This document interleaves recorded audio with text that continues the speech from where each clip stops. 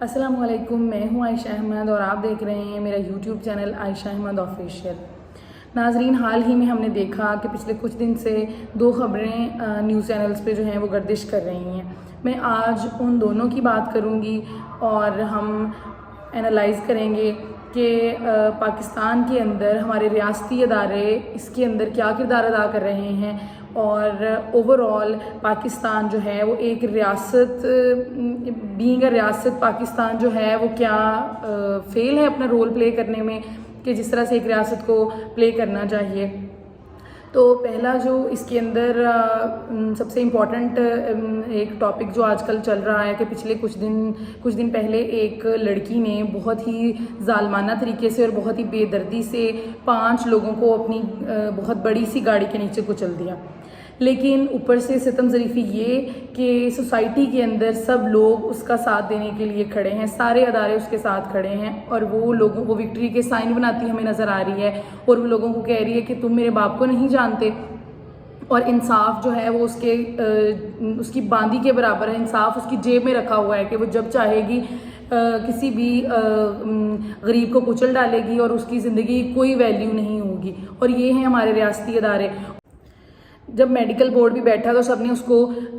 पागल साबित कर दिया, जबकि हम देख रहे हैं कि बहुत सारी वीडियोस जो हैं वो रिलीज़ हो रही हैं। इसमें पता चल रहा है कि पहले उसने एक गाड़ी को वाइट कलर की एक करोला को उसने हिट किया, उसके बाद वो आगे खुद को बचाने के लिए और ज़्यादा रशी वो तरीके से उसने रश ड्राइव करना शुरू कर दिया अपनी कार को, और जिसके नतीजे में उसने एक और बाइक पर बैठे 2 लोगों को हिट किया और जिसके नतीजे में यंग लड़की की जान चली गई। तो उसकी जान की तो मेरे ख्याल से कोई वैल्यू नहीं है, क्योंकि हम एक इस तरह की रियासत में रहते हैं जहाँ पर आइन में ये लिखा तो हुआ है कि आपकी जान माल की हिफाजत आपकी रियासत करेगी, आपके रियासती अदारे करेंगे। लेकिन वो रियासती अदारे किसकी पसे पुश्त खड़े होते हैं? हमेशा उन्हीं के जिनके पास पैसा है, जिनके पास पावर है, जो बड़े बड़े बिजनेस ग्रुप से जिनका ताल्लुक है, और वो फिर विक्ट्री का साइन भी बनाते हैं गरीब लोगों को मारने के बाद। और वो जो है उनके लिए तो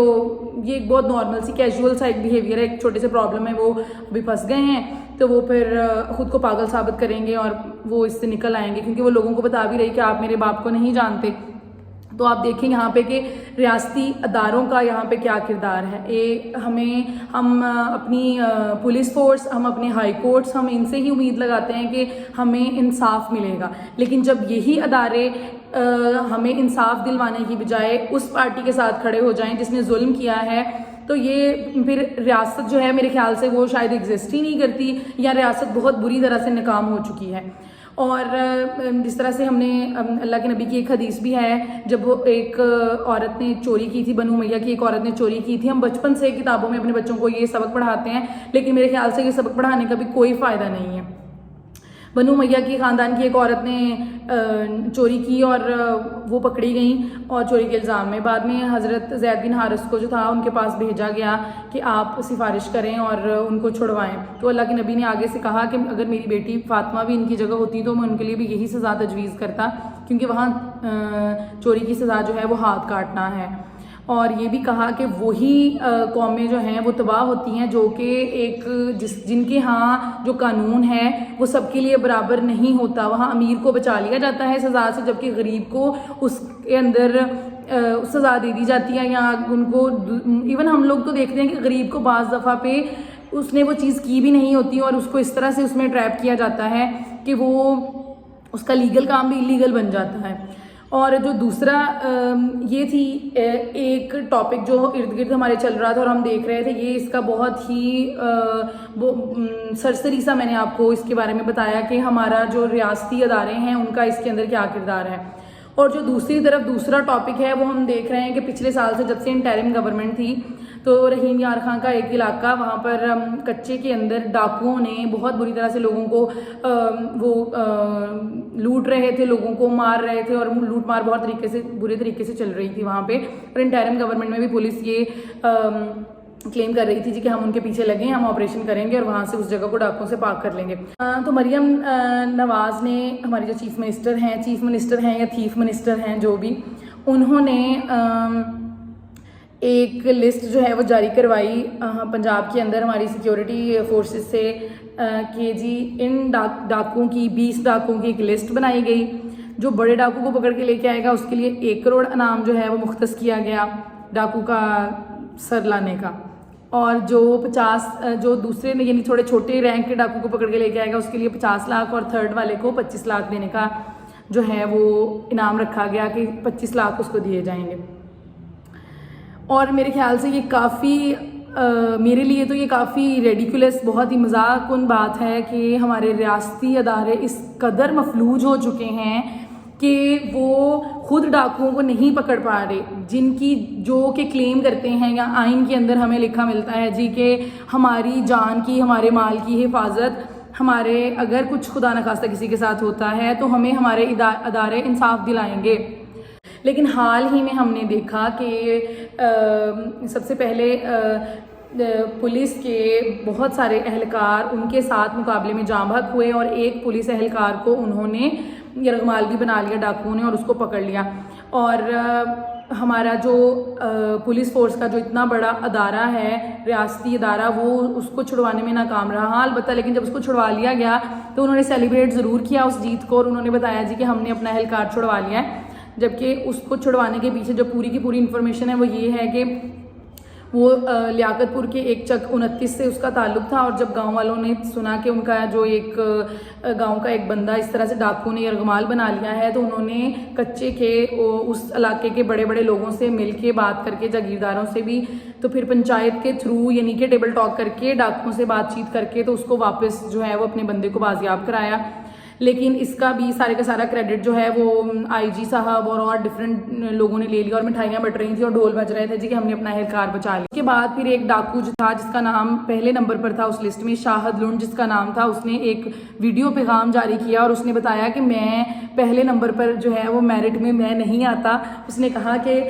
बाजी बाकी तो जगहों पे आप लोग मेरिट का ख्याल नहीं करते, इस तरह की स्टेट के अंदर तो एक प्रेसिडेंट सेट है कि जो जितनी ज़्यादा करप्शन करेगा वो उतना ही ज़्यादा जो है वो मोतबर कहलाएगा, वो शराफिया जो है वो ही सीटों पे बैठेंगे, हमारे टैक्स का पैसा खाएंगे, हमें ही जूते मारेंगे, हमें ही बिजली के बिल जो है वो इतने ज़्यादा भेजेंगे कि लोग खुदकुशियाँ करने पे मजबूर हो जाएंगे, पेट्रोल इतना महंगा कर देंगे कि लोगों के लिए अपनी सवारी रखना मुश्किल हो जाएगा, लोग मोटरसाइकिलें बेच बेच के साइकिलों पे आ जाएंगे और हमारी ज़िंदगी बिल्कुल जहन्नुम जैसी कर देंगे। और फिर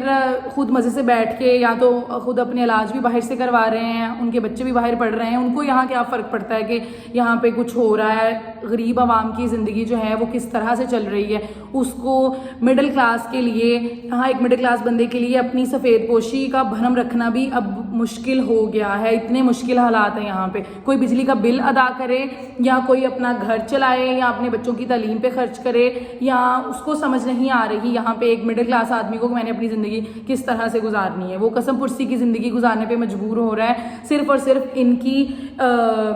अपनी अयाशियों की वजह से और इनकी गलत पॉलिसियों की वजह से जो कि भुगत रहे हैं हम आम आवाम।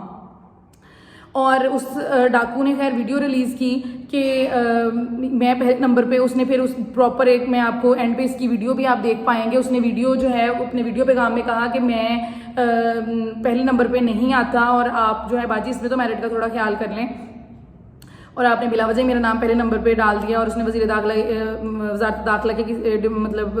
डिपार्टमेंट के किसी बंदे को कॉल भी की उसके अंदर और उसने पूरी डिस्कशन की और उन्होंने कहा जी हमें तो ऊपर से ऑर्डर है। ये नहीं, ऑर्डर इसलिए है कि लोगों को दिखाना है जी हम बहुत एफर्ट कर रहे हैं, हम पकड़ के लेके आ रहे हैं। और ये इसके अंदर ये आप देख लें कि आम बंदे को वो कह रहे हैं आवाम को, जिस आवाम को सिक्योरिटी इन्होंने देनी है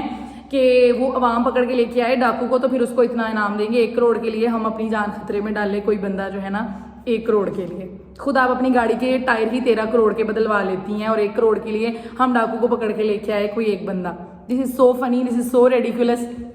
और अगर आप इन दोनों वाक़यात को कंपैरिजन इसका करें कि पिछले कुछ दिन से ये दोनों वाक़यात को बार हम न्यूज़ में देख रहे हैं, तो यहाँ पर रियासती अदारे क्या कर रहे हैं, हमें कितनी सिक्योरिटी है। आज आपको या मुझे कोई प्राडो वाला कुचल कर चला जाए तो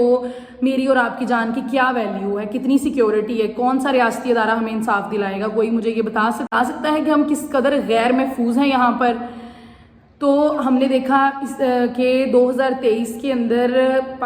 एक सर्वे के मुताबिक 2023 के अंदर पाकिस्तान से जो जितना ब्रेन ड्रेन हुआ है, जाने वाले लोगों की तादाद जो बेहतर मौके के लिए पाकिस्तान छोड़ गए, पाकिस्तान का जो नंबर है वो पाकिस्तान पहले नंबर पर आया है इस रैंक में, जहाँ पर यंग लोग जो हैं वो मुल्क छोड़ के जाने में क्यों जा रहे हैं, ये यहाँ से साबित हो जाता है कि इसीलिए मुल्क छोड़ रहे हैं कि भाई जब हमें हमारी जान की कोई सिक्योरिटी नहीं है, अनएम्प्लॉयमेंट है यहाँ पे, और अगर एम्प्लॉयमेंट है भी तो इस कदर लो वेजेस हैं कि एक नॉर्मल बंदे के लिए, और महंगाई मल्टीप्लाई हो रही है विद 3-4 टाइम्स, और आपकी सैलरी अगर बढ़ रही है तो वो उसका 0.5% भी नहीं है, उसका 0.25% भी नहीं है। तो किस तरह से हम अपनी बेसिक ज़रूरतों को यहाँ पे पूरा करें।